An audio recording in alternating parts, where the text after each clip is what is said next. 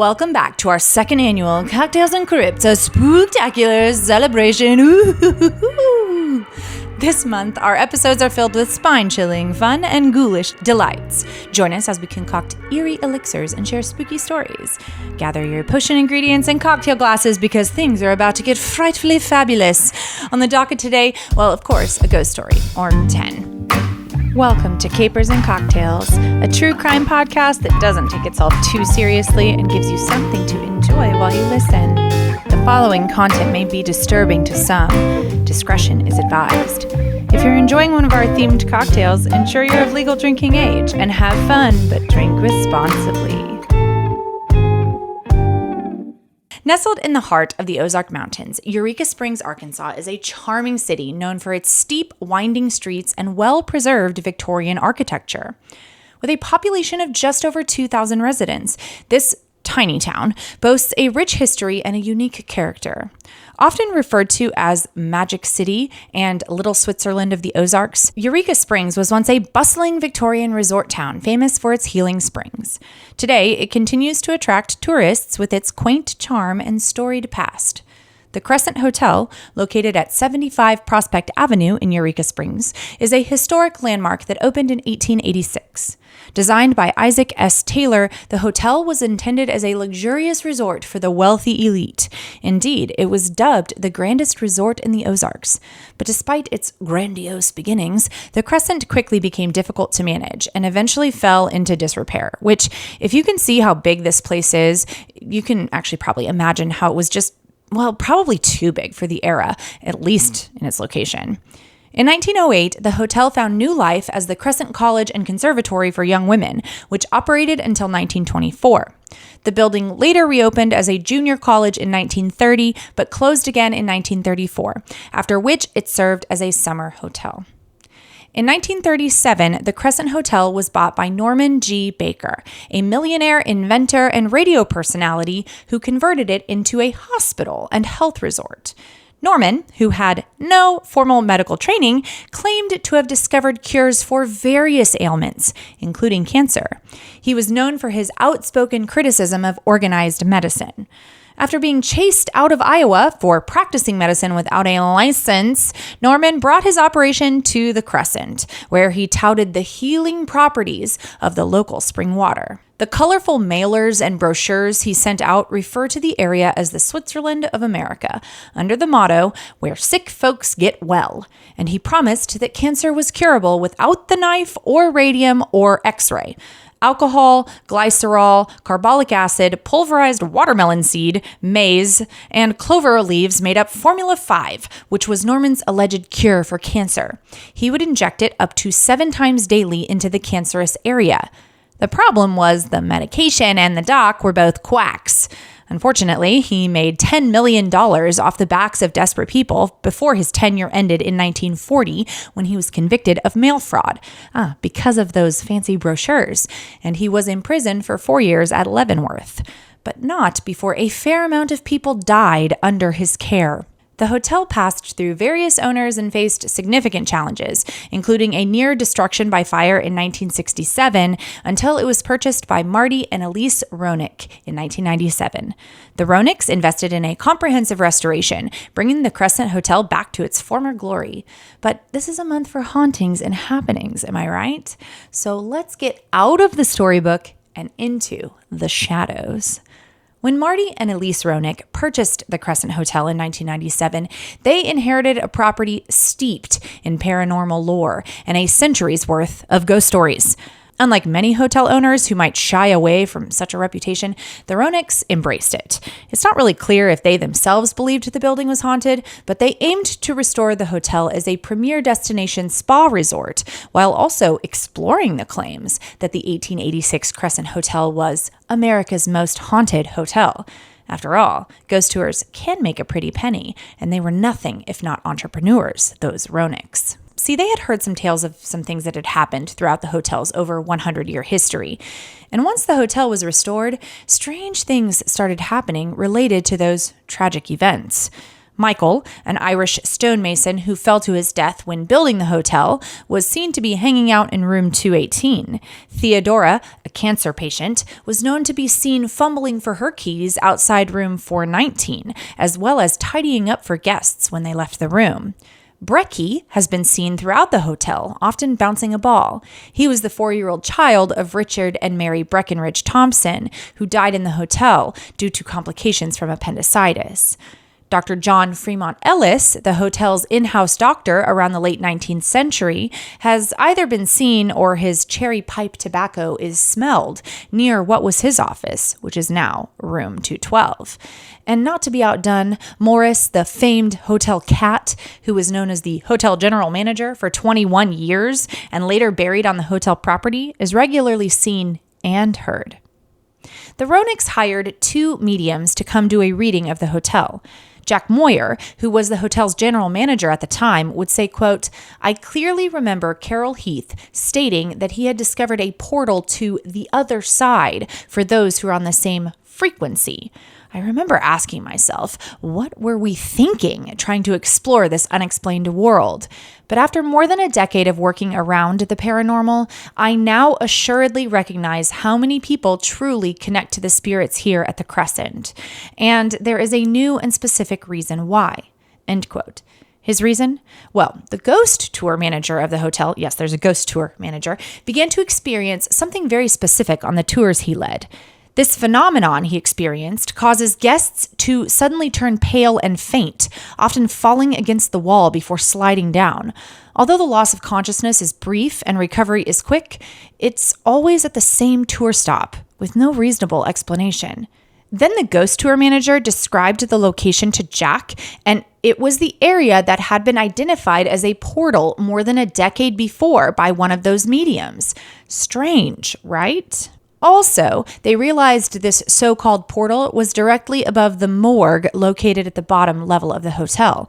Remember, at one time, this hotel was being used as a cancer-curing hospital by non-doctor and mail fraudster Norman, and he used the area in the basement to store dead bodies until the undertaker could come pick them up.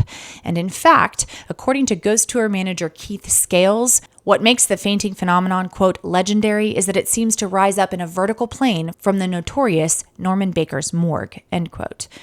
Okay, let's drink to death, shall we? So I'll be the first to say that this drink is a 100% repeat. It's my favorite drink of 2023 and maybe my favorite drink I've ever made, so we're going to make it again and we're probably going to make it every year. And the mocktail is just as good as the cocktail. The Tipsy Ghost is a riff off a drink created by a website called Shake, Drink, Repeat, which I've linked in the description box. It looks like the creator developed it in 2021, so, newish treat. If you like coconut, you're going to love this drink. For the cocktail, take 2 parts coconut rum, 1 part whipped cream vodka, and 2 parts coconut cream, and add to a shaker with ice. The coconut cream you can buy in a can from any grocery store. And when I put it in the shaker, I thought it looked a little bit slimy, but once it's shaken, it makes the drink the perfect color for a ghost tour.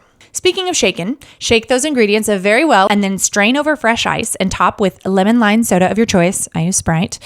For the mocktail, take 1 part rum syrup, link in bio, 3 parts coconut cream, and add those to your shaker with ice. Shake, strain, and top with Sprite. And if you're feeling fancy, a bit of whipped cream. You'll be back for seconds soon enough, trust me.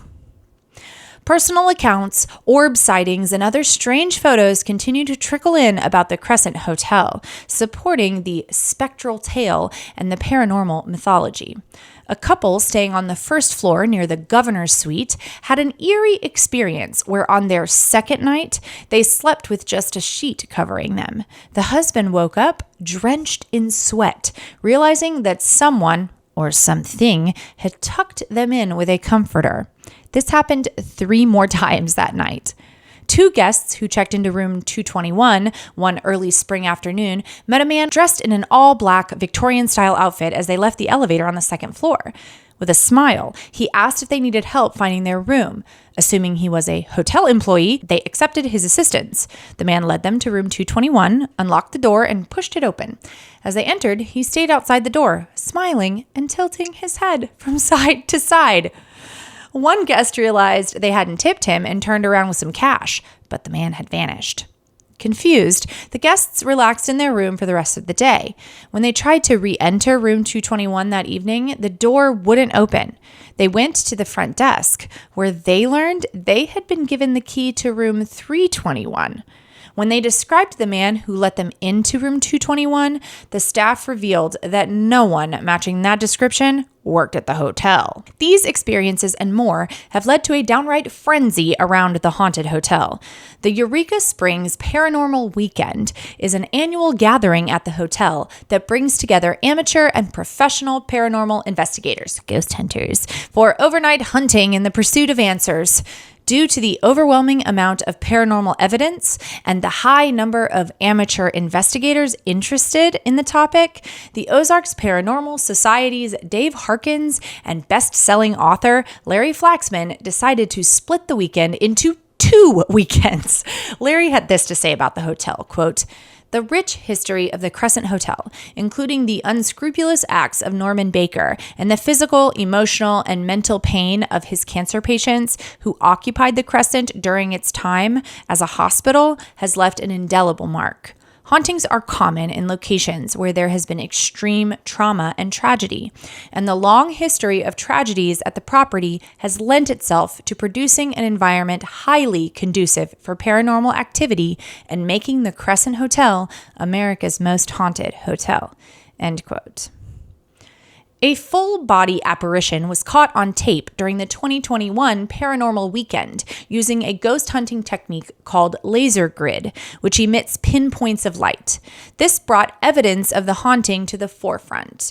When a light or cluster of lights becomes dark, it's because something is blocking their path.